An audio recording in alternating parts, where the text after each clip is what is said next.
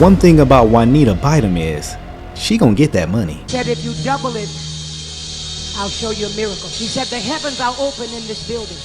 He said, instead of $3,333.33, I want you to sow $6,666.66. He said to me, there are 12 people in this building.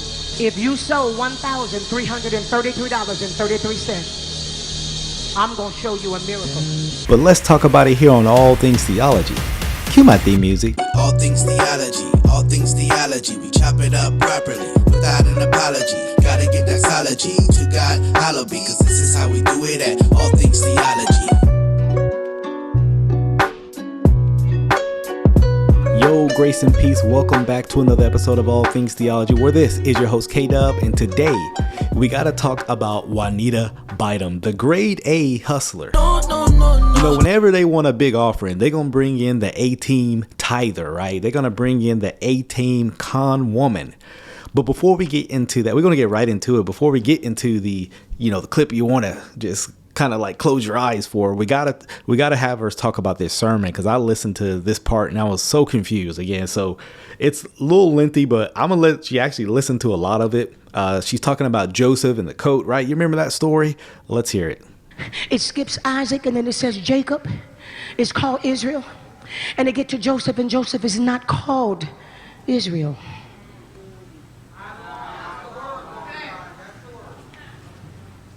He's not called Israel. Wait. Here we go.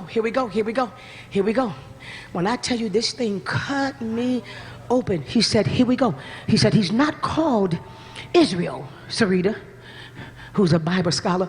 He's not called Israel. He said, because first of all, here he goes. His father gives him the coat. I named to you all of his characteristics. So his father gives him the coat because of his ability. But as soon as he puts it on him, he turns reflexive. That's why sometimes God can't bless some of us, because as soon as he blesses you, you turn reflexive. He immediately started talking about who was going to bow down to him rather than who was going to bow down to God. No, come on, somebody. Listen, I just wish I had a church right here. And wait, listen, maybe y'all don't want to hear. Let me see who online. Tiffany Campbell, yes ma'am. Tanya O'Daniel, okay. April Murphy. No. As soon as he gets the coat, he turns important. And he turns important to the point that his gift is aggravating his brethren, and he becomes condescending. I don't know if he can hear what she's saying with it, just the yelling, but she's saying when Joseph got the coat, that's when he became important. I guess before then he was a scrub. The coat kind of made him who he is. And the brothers were jealous. Yeah, his brothers were jealous. No question about that. But let's keep listening, because some of the stuff you're going to be like, where is this in the passage? That's when you know when people got an induced gift. He became condescending because he got the coat because of his ability. So we move it forward. They take. Now, by the way, the passage doesn't say he got the gift because of his ability. She just inserted that. Him, and they beat him up, and they throw him in a pit. Matter of fact, I'm actually looking at it. It actually says it was because his father Israel loved him more than his other sons, not because he had a greater ability. That's not there. And then that's why he gave Genesis 37 verse 3, by the way. And his brothers were jealous because of that. Y'all have mercy, God. And they take his coat, and some bandits is coming by, and they sell him. Lord have mercy, Sarita. When I tell y'all this thing made me weep, my God, it made me weep. He said they sold him, And then they took his coat and they cut up an animal and they put the blood on his coat. And when they told the daddy he dead. That's the way I heard that story. Until God said, I want you to go back and read that one more time. Uh-oh. I said, okay, God. He said, Joseph was in a wrong posture with his new coat.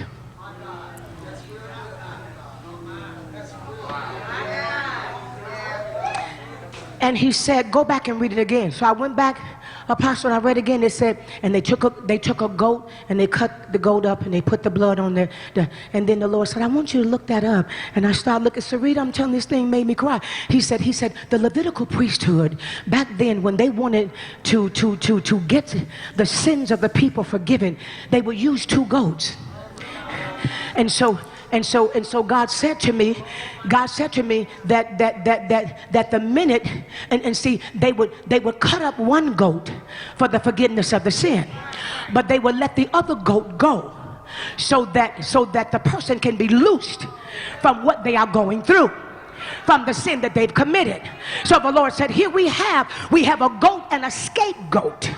And he said, so watch this. The minute that they cut the goat, they developed a blood covenant that erased the sin of Joseph and freed him to go on to his process. Look, this is nonsense. I let that go on for too long. So she's actually kind of saying Joseph was in the wrong.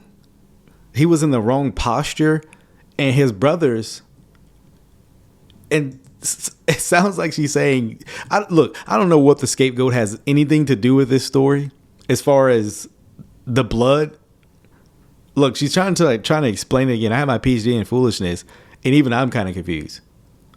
As God, let's hear some more. This is silly. Y'all ain't hearing me. No. Y'all ain't hearing this. And when he got to Potiphar's house, and the wife lied on him, that's when he took on the coat of his goatness. Boy, ain't no way, boy. Boy, ain't no way, boy. How dare This you? girl done jumped like 5 chapters. So Genesis 30, and somehow he's the scapegoat. And then the coat got took off. And then when Potiphar's wife, I guess he ran up out of there, took on his coat of goatness, even though he's taking out she ripped the coat off. This story don't make no sense at all.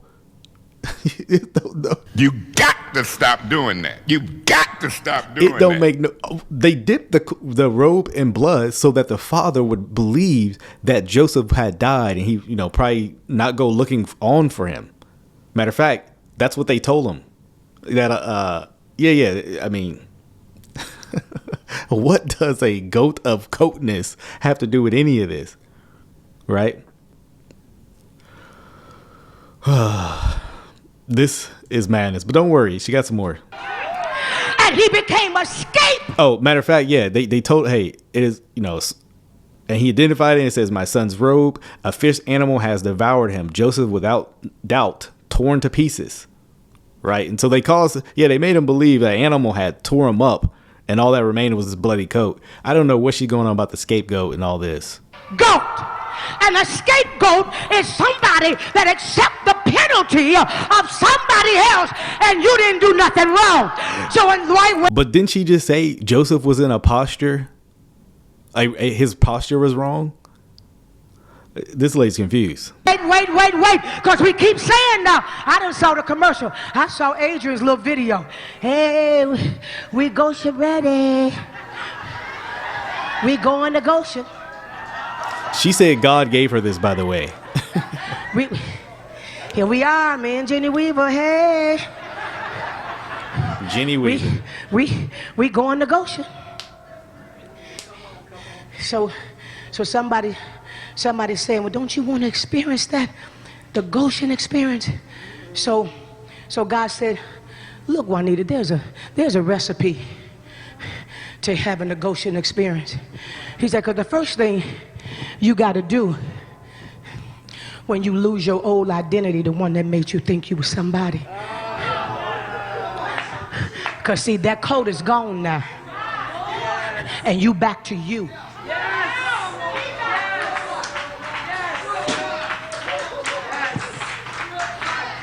Everybody that's propping you up ain't nowhere around now.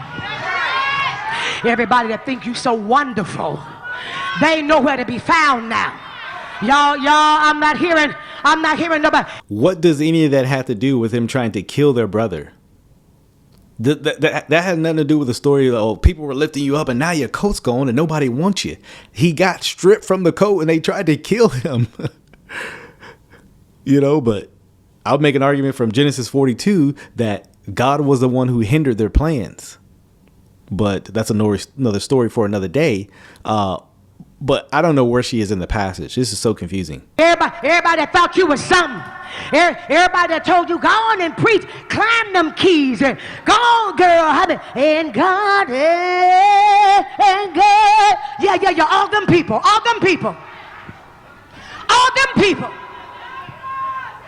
Because you said you came to this conference for the Goshen experience. And you can't get to Goshen until you first sit in a lie.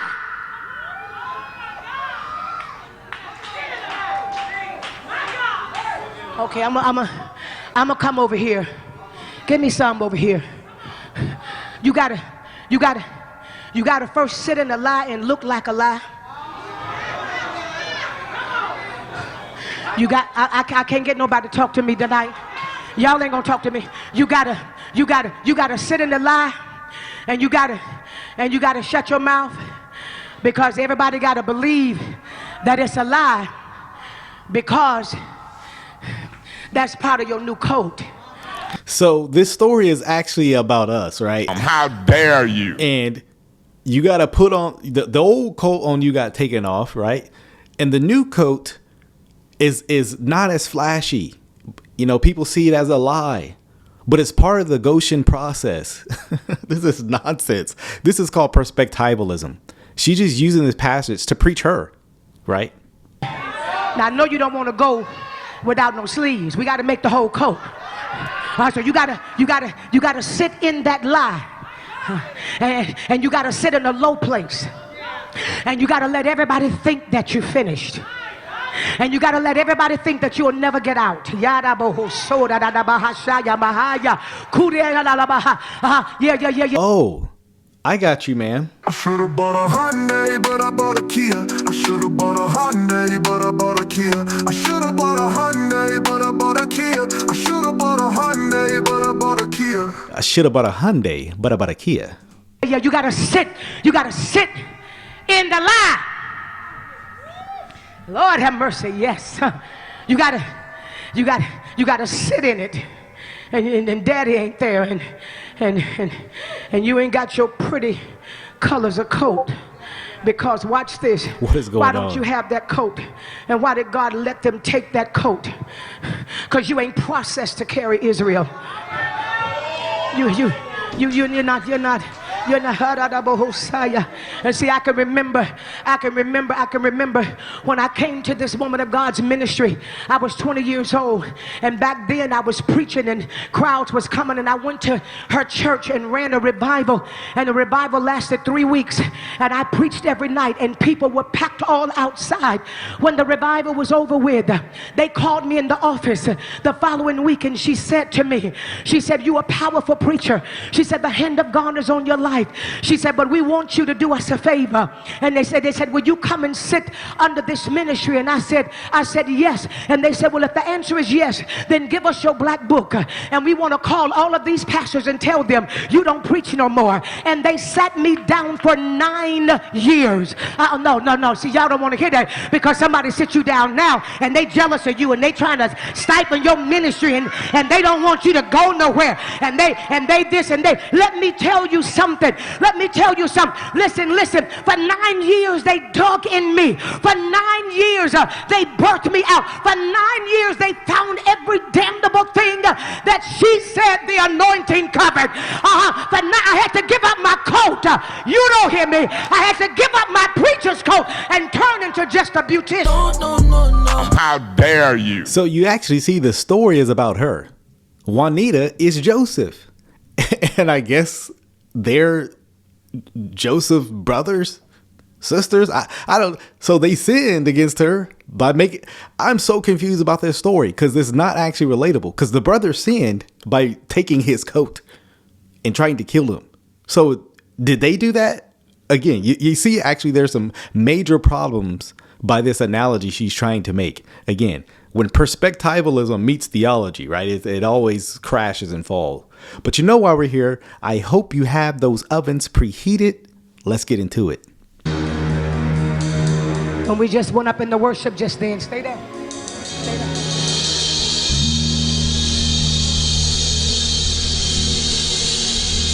He said, if you double it, I'll show you a miracle. He said, if you double it, I'll show you a miracle. Uh-oh. Double for my trouble. He said, the heavens are... Oh, hold on a second. Because y'all know how these false teachers do, man. You gotta give. You got to Give something. Don't sing it with me, y'all. You gotta give. Something. You gotta give something. He's been too good to you. You gotta give. Yeah. Yeah, if you want a miracle, you got to give something, right? If you double it, he will give you that miracle. Open in this building.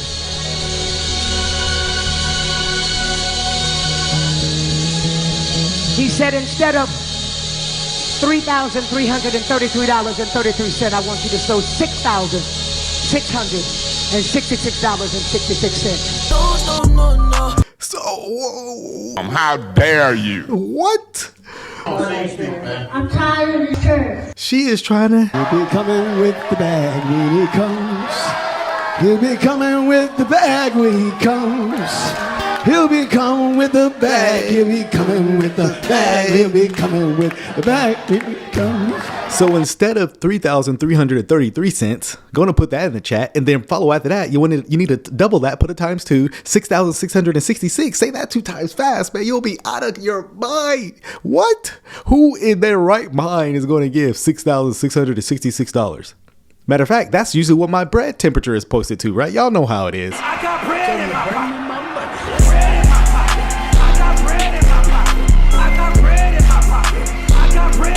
Yeah, I feel like that's a prophetic word, right? Prophesy!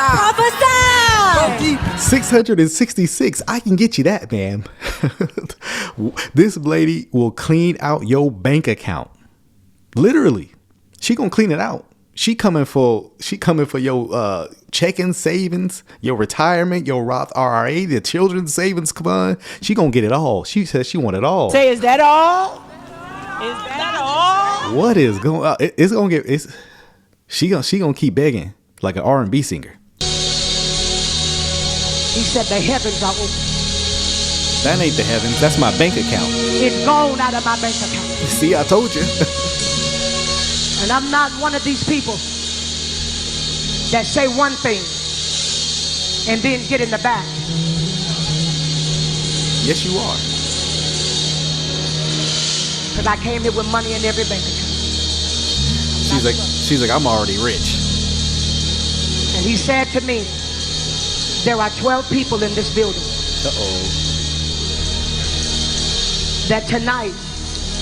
Oh, by the way, she's always big into this kind of numerology thing, right? You need to give 333, 6,666, right? 111. It's always this numerology kind of game she plays. If you sow $1,333.33, I'm going to show you a miracle.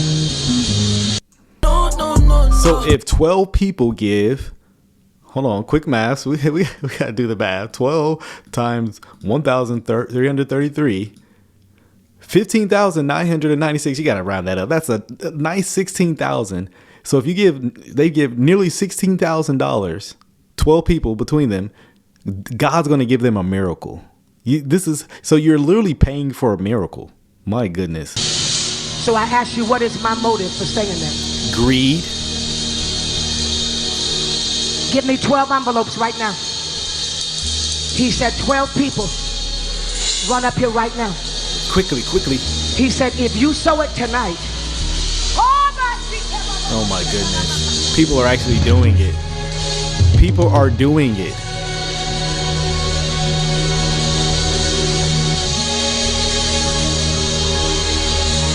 What is my motive? Greed, I already told you. Give me some more envelopes. An overflow just hit this building. What is my motive? So she did 12. She said, well, overflow just hit me. Because she probably saw she got 12. So now she's like, oh, I need some more. Right? The screen is covered with the offering. It's going to be here for a second, so we'll keep going. I don't have one. Yeah, you got a motive. I don't have one. Yes, you do. It's greed.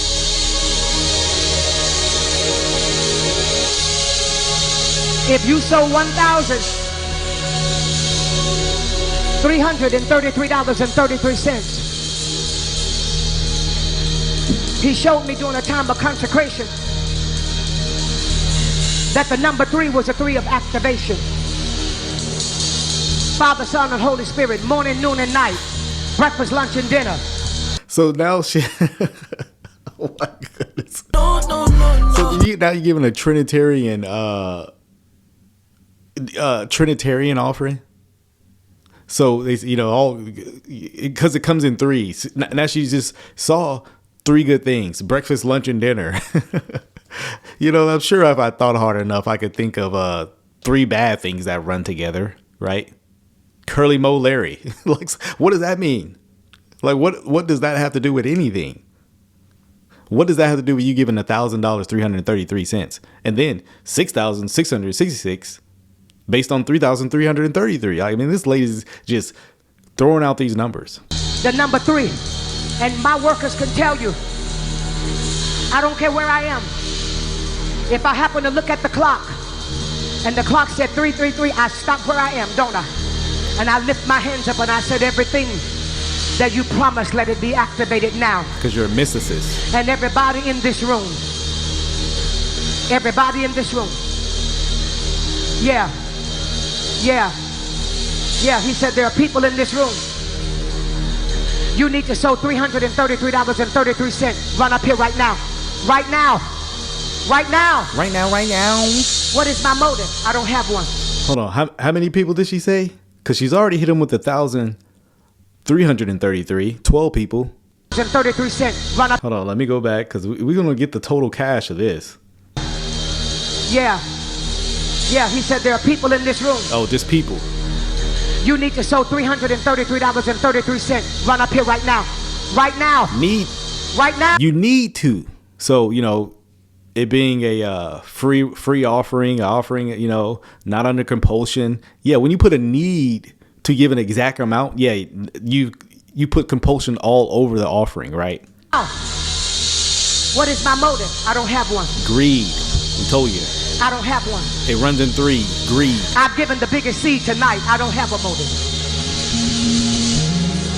Yeah, now she's being prideful and bragging about it, right? $21 days.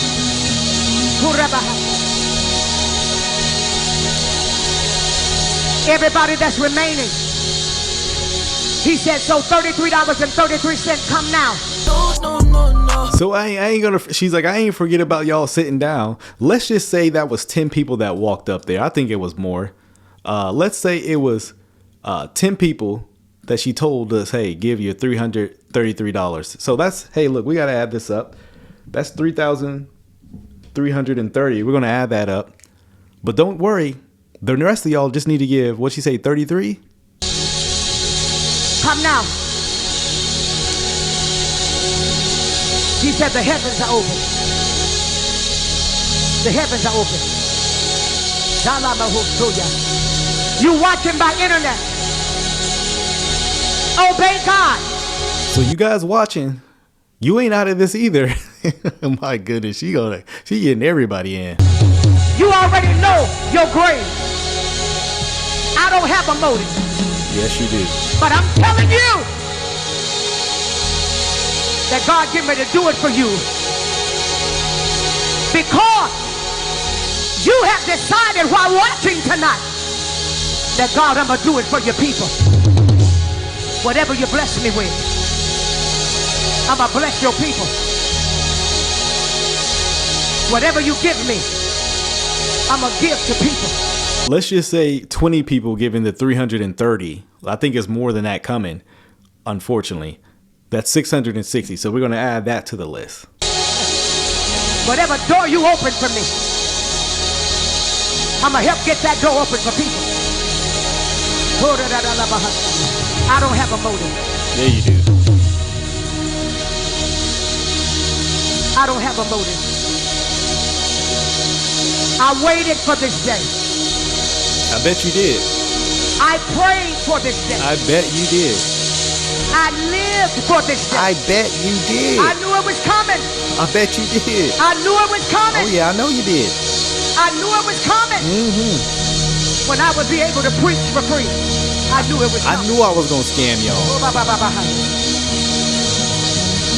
He gonna free some. Now she's saying, "Hey, I knew the day was coming. I could preach for free." Yeah, but you know you getting some of the cut of that offering. Ministries up in here. He go home.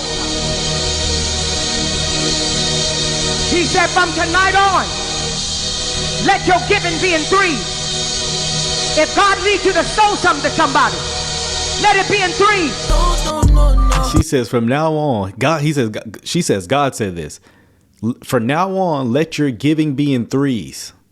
So it has to have a 3 in that giving. $133. $233, $333, $33, $3.03. Let it be in threes and watch and see what God does. My goodness. This is terrible. Activate your giving. Activate your giving. This is absolutely insane that's coming from the pulpit. Absolute highway robbery, literally. But by the way, the number is $19,986. Go on and put that in the chat. Nearly $20,000 in offering if she got what she got. That is crazy. I mean, that's, some people don't get that. Look, okay, whatever. Again, she's winning them on a false promise that if you give the money, God will give a miracle. That's nonsense. That's unbiblical. And now you're actually beguiling the people to give on a false premises. How about you give because you want to be generous? That's the Bible's motivation for giving. Not because you can get something. Matter of fact, the Bible tells you the opposite. Give, expect nothing in return. But she's greedy and she wants to win them with greedy because they're greedy as well. And I tell her this. You got to stop doing that. You got to stop doing that. Again, Juanita Bynum is one of the worst when it comes to conning people for money. Her and Cindy Trim, just one of the worst, right? Say, is that all? Is that all? Oh man, if you are listening to Juanita Bynum, you need to get away, run as fast as you can. She coming to your church, you need to get out of there because you are about to get conned out of thousands of dollars, literally. Hope this video was helpful, guys. Till the next time, grace and peace. Oh, grace and peace. Thank you for watching another episode of All Things Theology. If you enjoyed what you heard today, go on and give me a like. Subscribe to the channel. Hit that notification bell. I promise to give you weekly lives, videos, interactions, exposing false teachers, sharing with you, the viewer, my theological beliefs, things about the culture, and the Bible. So if you're here for that, come on and join us. Also, if you would like to support this channel financially, you can do so by becoming a Patreon member or a YouTube member. Links are in the description below. You can see content before it drops. You can also have Q&A sessions with also other Patreon members, YouTube members as well. So if you would like that, hit the description link in below.